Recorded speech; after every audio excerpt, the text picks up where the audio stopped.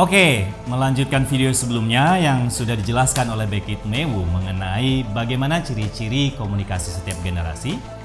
Saat ini saya Aurelio Kaunang akan berbagi kepada Anda semua tentang crisis communication.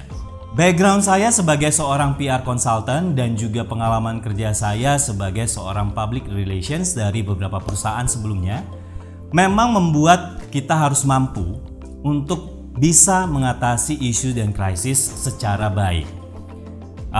Dalam pengalaman saya sebelum-sebelumnya, beberapa kali perusahaan dan juga klien saya mengalami isu dan krisis. Dan dalam penanganannya ini, kita harus benar-benar mampu untuk mengevaluasi segala sesuatunya dengan baik dan benar. So, apa itu crisis communication?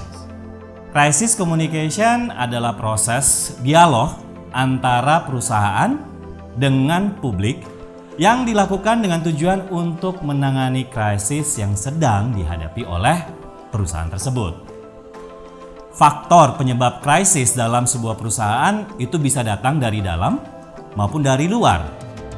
Contoh yang dari dalam, penyebaran pergantian manajemen, faktor hubungan kerja yang tidak sesuai, kecelakaan dalam industri.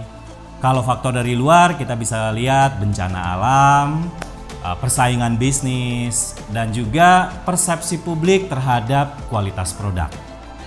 Nah, pada saat kita menerima kabar atau informasi buruk, tentunya kita tetap harus bisa menyampaikan dengan menjaga reputasi tanpa menyudutkan atau menyakiti pihak tertentu.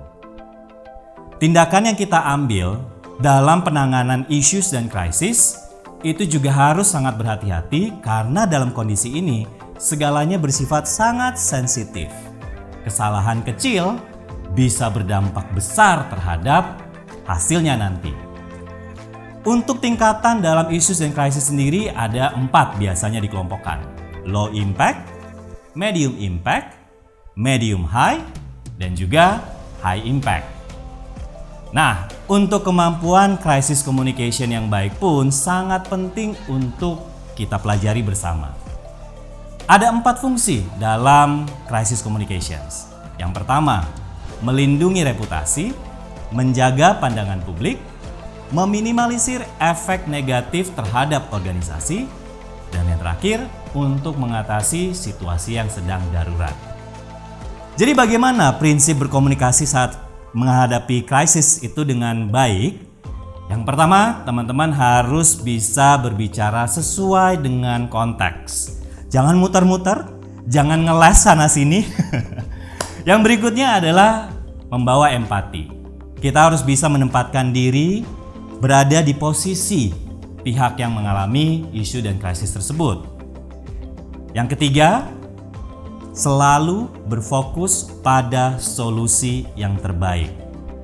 Dan yang terakhir, konsistensi itu adalah kuncinya dalam mengatasi komunikasi sehingga dari awal sehingga akhir dan oleh seluruh lapisan karyawan di organisasi tersebut dapat menyampaikan pesan yang sama dan konsisten.